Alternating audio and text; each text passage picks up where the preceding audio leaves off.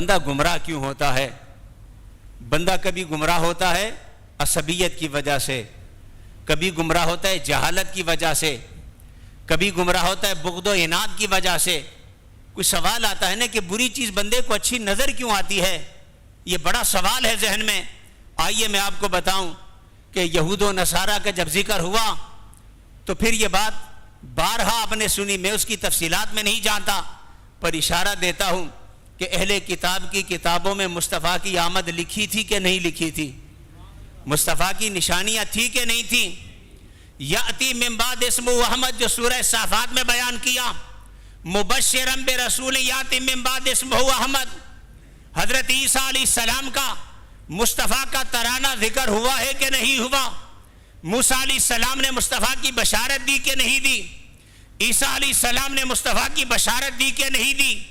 شہر مدینہ مصطفیٰ کے انتظار میں اور مصطفیٰ سے ملنے والوں کے اشتیاق میں آباد ہوا کہ نہیں ہوا؟ کتابیں بھری پڑی ہے، ایک ایک علامت محمد مصطفیٰ کی، ایک ایک پہچان محمد مصطفیٰ کی، لیکن جب ولادت ہو گئی تو جن کو ہدایت نصیب ہونا تھی ان کی کیفیت حضرت عبداللہ بن سلام بیان کرتے ہیں، کہتے ہیں کہ جب مجھے پتا چلا کہ نبوت کا دعویٰ ہوا ہے اور نبوت کا دعوے دار ہمارے شہر میں ہے، فرمایا مجھے علامتیں تو پتہ تھیں، میں نے کہا چل کر دیکھ لیتے ہیں کہ دعویٰ کرنے والا کیسا ہے، نشانیاں ملتی بھی ہیں کہ نہیں ملتی۔ کہتے ہیں کہ میں چلتے چلتے ان کے دربار میں گیا، آپ اپنی بارگاہ سجائے بیٹھے تھے، صحابہ آپ کے گرد حالہ بنائے بیٹھے تھے، پروانوں کی طرح بیٹھے ہوئے تھے۔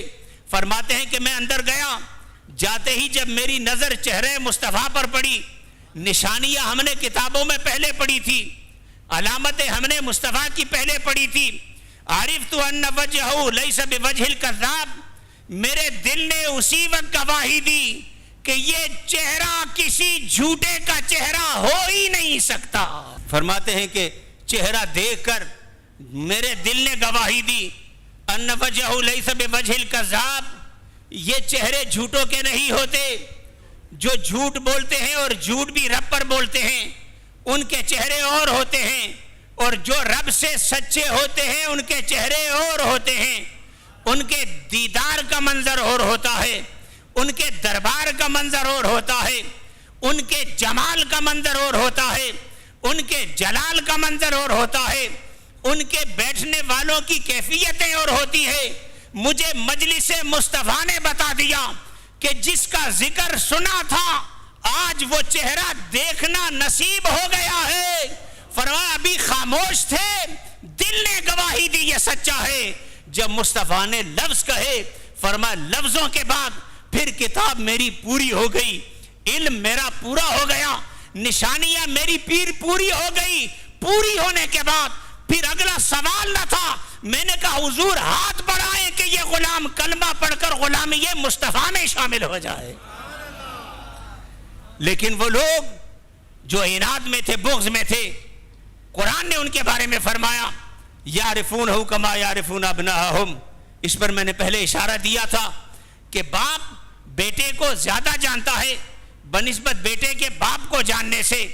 بیٹا شعور میں آنے پر باپ کو پہچانتا ہے، اور باپ بیٹے کو وقت حمل سے جانتا ہے کہ یہ میری اولاد ہے۔ جانتے تھے مگر مصطفیٰ کا انکار کر دیا۔ جب پوچھا کیوں انکار کرتے ہو؟ نشانیاں تو تم بتاتے تھے، علامتیں تو تم بتاتے تھے، انتظار کی باتیں تم کرتے تھے۔ فرمایا باتیں ساری سچی ہے، لیکن ہمارا صدیوں سے آل داؤد میں بنی اسرائیل میں نبیوں کا سلسلہ تھا، ہم تو سوچتے تھے ہمارے خاندان سے ہوگا، ہمیں کیا پتا تھا یہ دوسرے خاندان سے ہوگا۔ ہم تو بنی اسرائیل میں منتظر تھے، یہ تو بنو اسماعیل میں آ گیا ہے۔ خاندانی رقابتیں اتنی نحوست تک پہنچی ہوئی تھی کہ نبی کی ساری نشانیاں جاننے کے باوجود اس لیے انکار کر دیا کہ یہ بنو اسماعیل میں سے ہے، بنو اسرائیل میں سے نہیں۔ وہ ابو جہل کا مشہور واقعہ ہے، کسی نے کہا تم اس محمد کو صلی اللہ علیہ وسلم کیوں نہیں مانتے؟ اس نے کہا یار کیسے مانے؟ فرمایا اس کی نشانیاں، اس کی صداقت، اس کی سچائی، فرمایا ساری باتیں اپنی جگہ، لیکن یہ خاندان اور ہمارا خاندان اکٹھا رہتا تھا. یہ جب مہمانوں کو کھانا کھلاتا تھا ہم ان سے بڑھ کر کھانا کھلاتے تھے. یہ جب آنے والے مسافروں کی تواضع کرتے تھے ہم ان سے بڑھ کر کرتے تھے. یہ جب جنگ میں ہتھیار باندھ کر نکلتے تھے ہم ان کے ساتھ جنگ میں ہتھیار باندھ کر نکلتے تھے. تو ہمارا برابر کا مقابلہ اس خاندان سے چل رہا تھا. ان کے ساتھ ہم برابر سرابر بنو ہاشم کے ساتھ چل رہے تھے. کبھی ان کا پلڑا بھاری کبھی ہمارا بھاری. لیکن اب جب انہوں نے کہہ دیا کہ ہمیں آسمان سے وحی آتی ہے, نبوت ملی ہے, تو ہم نبی کے در سے لے کر آئیں, اس لیے مر جائیں گے پر اس خاندانی رقابت کی وجہ سے کبھی محمد کی نبوت کو تسلیم نہیں کریں گے صلی اللہ علیہ وسلم. یعنی حضور سے اناد کا عالم یہ ہے کہ خاندانی رقابت. اور یہ صرف یہاں قریش کی بات نہیں, آپ مسیلمہ کذاب کے خاندان کے شخص کی وہ بات یاد کریں. جب اس کے مصطفیٰ سے غلام سے بات ہوئی, وہ اپنے خاندان کا رئیس تھا, سمجھدار تھا. حضور کے غلام نے اس سے کہا کہ تمہیں اللہ کی قسم ہے بتاؤ کہ محمد اللہ کے سچے رسول ہیں یا جھوٹے رسول ہیں. اس نے کہا اگر سچی بات پوچھتے ہو واللہ میرا دل کہتا ہے اور جو میں نے دیکھا ہے سنا ہے محمد اللہ کے سچے رسول ہیں. فرمایا یہ تمہارے خاندان قبیلے کا مسیلمہ, فرمایا اس کا مصطفیٰ سے کیا مقابلہ, نہ صفات میں نہ اخلاق میں نہ کمال میں نہ جمال میں نہ عطا میں, اس کا مصطفیٰ سے کیا مقابلہ. تو پھر فرمایا تم دشمنوں کے ساتھ کیوں کھڑے ہو جب تم مانتے ہو کہ محمد صلی اللہ علیہ وسلم اللہ کے سچے رسول ہیں اور تمہارے قبیلے کا مسیلمہ جھوٹا ہے, تو پھر یہاں کیوں کھڑے ہو. اس کا جواب تھا یہ ہے عصبیت اور جہالت. اس نے کہا مجھے اپنے قبیلے کا جھوٹا نبی قریش کے سچے نبی سے بھی زیادہ پیارا ہے. بے شک جھوٹا ہے پر میرے قبیلے کا ہے, محمد سچا ہے پر تمہارے قبیلے کا ہے.